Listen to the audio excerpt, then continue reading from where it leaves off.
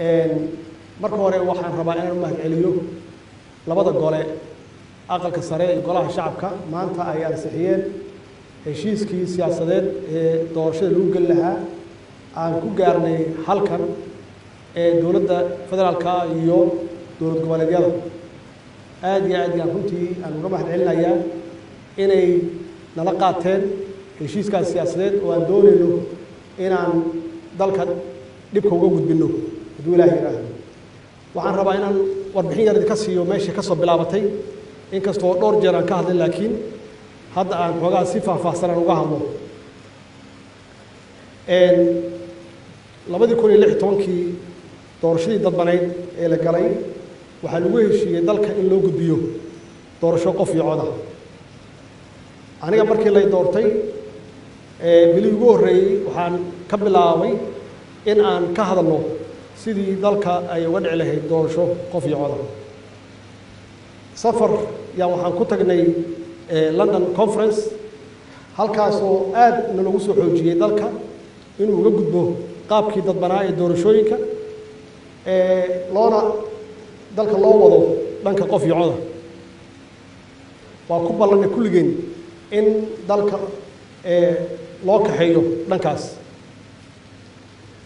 markii aan soo noqonay markiiba waxaan sameynay guddi ay ka kooban yihiin dowladda federaalka iyo 5 dowlad goboleed ee xubnaha ka ah federaalka waxaan sameynay guddi kooban oo waqti qaata oo diyaariya dhowr mowduuc oo loo baahan yahay in aan afgarad ka gaarno dowladda federaalka iyo dowladaha xubnaha ka ah guddigaasi muddo ay ka shaqeynayeen waxaa ka tirsanaa xafiiskayga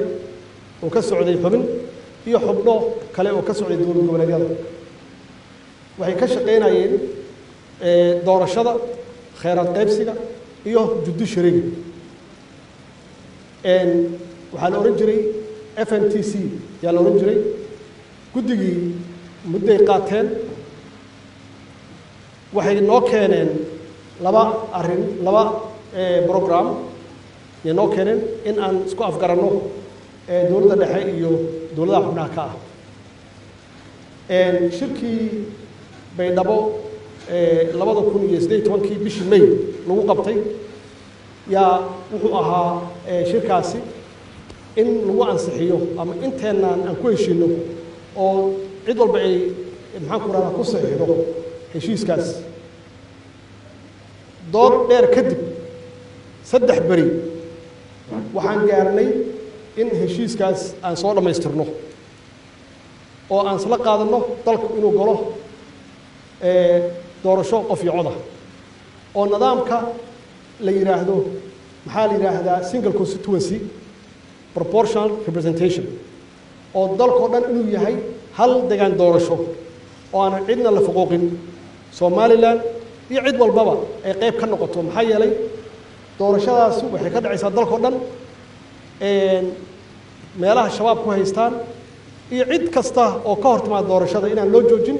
oo dalku uu hore u socdo dhowr bilood ka bacdi anoo aaminsan inaan daahsaday markii aan ka soo noqonnay baydhabo shirka kaliya aan ka qayb galay oo golaha wasiiradu wuxuu ahaa October waxaan uga qayb galay inaan dardar geliyo sharcigan doorashada oo aan faray golaha wasiirada usbuuca ku xiga in ay geeyaan baarlamaanka iyada naftigeeda muddo qaadatay nasiib darro waxay geeyeen muddo yar adiga muddo ka bacdi ay geeyeen waxay geeyeen May 2019 annagoo filaynay bacdama uu sharciga diyaar yahay in baarlamaanku naftigiisu uu muddo kooban qaadanayo isna muddo kale uu qaatay marka lagu daro fasaxyadoodii waxaan saxay ugu dambeys Febraayo 2020 markiina baarlamaanku wuxuu aaday fasax muddadaas baarlamaanku ay ka shaqeynayeen May laga soo bilaabo 2019 ilaa February anigu aan saxay sharcigii completely waa bedelay meeshaan ka filaynay inuu ahaado sharci hal degaan doorasho leh waxay ka dhigeen majoritarian iyo ka dhigeen oo ah degaano dalka oo dhan inuu ka dhaco inta aan diyaarka ahayn oo shabaabku haystaan meel kale loo waciyo ama meel kale loo wareejiyo taasi ma ahayn wixii aan ku ballanay marka dowlad goboleedyada tan waxay noqotay mid iyagu xildhibaanada sharafta leh ma aqaan cidda u akhrisay inuu kan ka fiican yahay si kasta aan yeelnay inkastoo aanan toos u soo dhexgelin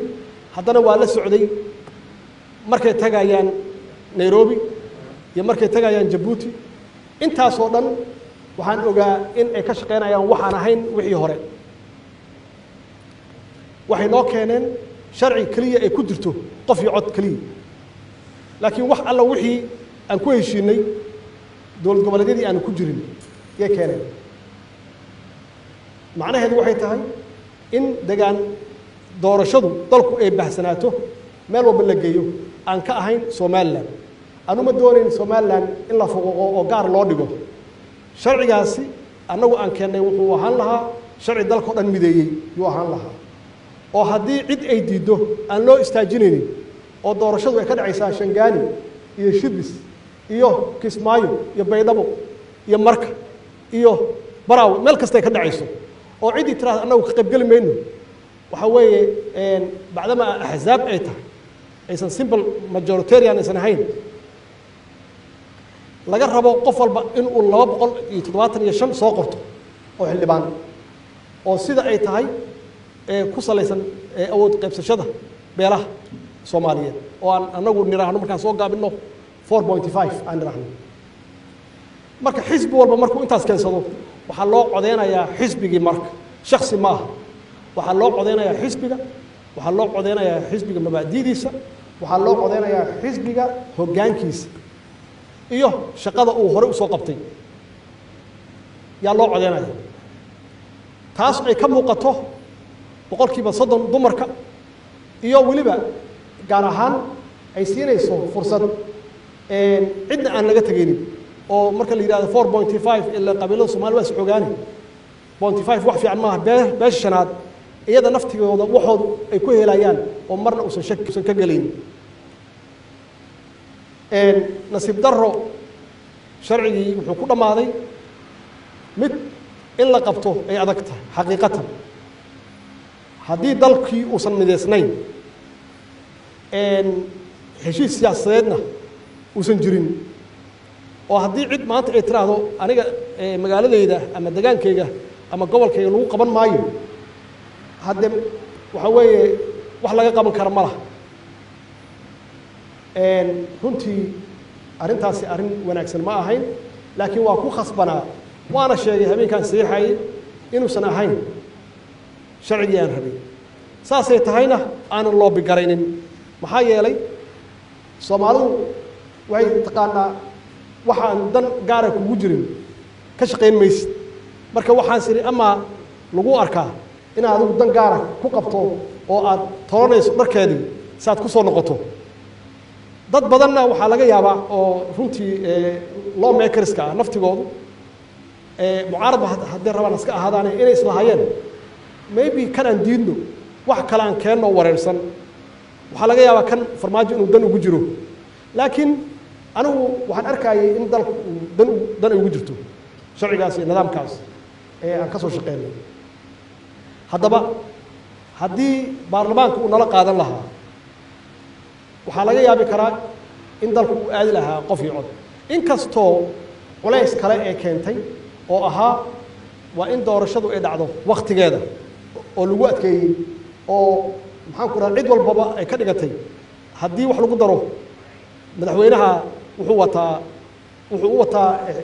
doorashooyinkan qof iyo codka waa qaab kale oo la rabo extension inuu ku samaysto iyada naftigeedii aad ayaa loo iibiyey oo laga dhigay haddii 5 bilood iyo 6 bilood raacdo ilaan awalba waa raaci jirtay waqti waa lagu dari jiray in ay tahay qaab cusub oo 5taas bilood ay 5 kale dhalayso waa wax la faafiyey laakiin anu mar walba waa iga go'nayd dalku inuu galo election doorasho inuu dalka galo doorashadaasna ay noqoto doorasho wanaagsan oo muujinaysa dalkeena inuu dhaqaaqay uu hore u socday magaceena iyo sumcaddeennii ay soo celisay oo u muuqda Soomaaliya 30 sano oo dhibaato ah kadib intaasoo maxaan ku raahdaa la soo maray oo doorasho dadban ah in maanta Soomaaliya magaceedii uu soo noqday iyo sharafkeedii oo shacabkii dib loogu celiyay awoodii shacabkii ay u codeynayaan ay siinayaan codkooda ee qofkii u arkaan inuu mudan yahay ama xisbiga u arkaan inuu mudan yahay xilka 5 bilood 6 bilood 7 bilood inta rabta ha qaadato laakiin waxaa wax walba ka wanaagsanaa in loo arko Soomaaliya inay dhaqaaqday shacabkeeduna niyadoodii iyo rajadoodii ay soo noqoto ay dareemaan dawladda inay leeyihiin oo ay codka siinayaan cidda ay rabaan ama xisbiga ay rabaan xaqiiqatan qaabka hadda aan dib ugu noqonay waa dib u dhac laakiin de waxaad kala dooranaysaa wax adag wax dhib badan iyo wax fudud markaad kala dooranayso waa sahlantahay laakiin laba shay oo dhib badan markaad kala dooranayso wax sahlan ma aha marka inaan kala dooranno dalkii inuu kala tago oo mushkilad siyaasadeed iyo khilaaf siyaasadeed uu bilaabo oo shisheeye uu soo dhex galo iyo nooceennii jacburka ahaa inaan iska wadanno aanna iswadanno oo garba haysaysano